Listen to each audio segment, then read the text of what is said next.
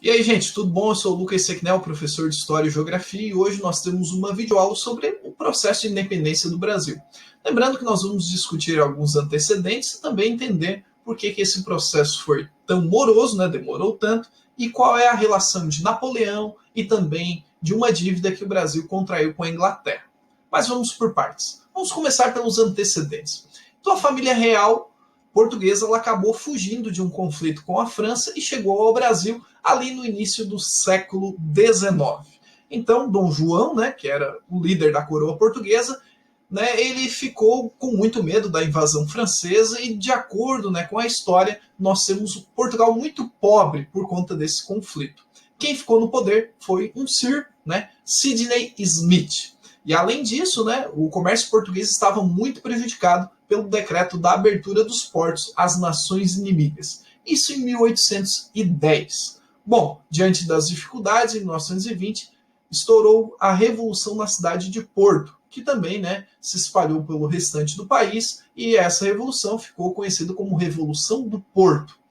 Vitoriosos, né, os revoltosos formaram um governo provisório e exigiram também o retorno imediato de Dom João VI para Portugal. Com medo, né, de perder o trono, ele acabou voltando em 1821. Né? Dom João VI esvaziou os cofres do Banco do Brasil, levando quase todo o ouro para Portugal.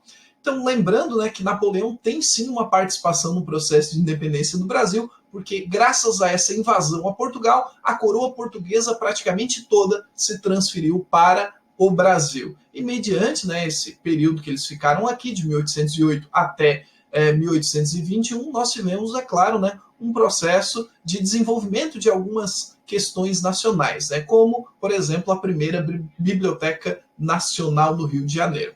Bom, o processo de independência do Brasil, né, Dom João VI deixou seu filho, Dom Pedro, como príncipe regente, e os portugueses, em sua maioria, queriam que o Brasil voltasse, na verdade, a ser uma colônia de Portugal. Para isso, né, eles queriam o quê? Que Dom Pedro voltasse para Portugal e assim integrasse o governo, né, a uma junta.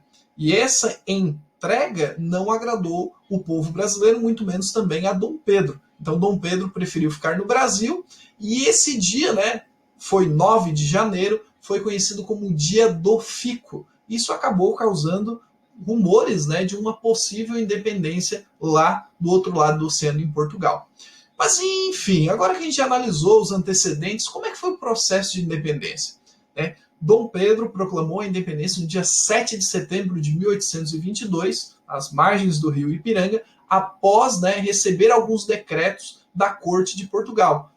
Né? E esse recebimento foi durante uma viagem a São Paulo. Mas o que diziam esses decretos, afinal? Alguns decretos anulavam algumas, né, das decisões que ele havia tomado, tentando fazer o quê? Que quando Dom Pedro desobedecesse, a corte portuguesa poderia ser punido. Dom Pedro aproveitou a ocasião e declarou a separação entre Brasil e Portugal, numa grande desavença também, né? Uma grande afronta para a coroa portuguesa. Bom, nós tivemos então a primeira bandeira, né? E no final das contas, o que acabou acontecendo, né? Nós tivemos também um processo que envolveu os limites da independência, né? Como o Brasil teve que se sujeitar para conquistar essa independência? Não foi gratuito. Então, para ser reconhecido oficialmente, o Brasil aceitou pagar indenizações, né? Essas indenizações totalizavam 2 milhões de libras esterlinas a Portugal. É bastante dinheiro. Para a época, né, levando em consideração os valores inflacionados, né, é um valor muito alto. Para isso, né, o Brasil, é claro que teve que recorrer à Inglaterra e pedir um empréstimo, e isso nós tivemos o processo também de dívida externa no Brasil. Ou seja, é sempre importante lembrar que a questão da dívida externa, sempre muito debatida na década de 80, na década de 90, nos anos 2000, começou com esse empréstimo vinculado à independência, ao reconhecimento da independência do Brasil. E a primeira dívida externa brasileira foi contraída através dessa indenização, que nós pegamos um dinheiro emprestado, então, da Inglaterra.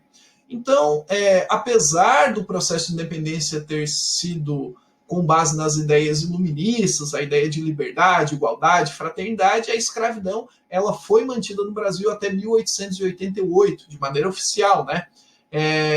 Na verdade, isso foi tudo para atender ao interesse, né, dos grandes proprietários de terras do Brasil. Então, não havia essa ideia de um confronto com essas pessoas que detinham o poder, né? Então, houve uma grande precaução e a manutenção da escravidão no nosso país.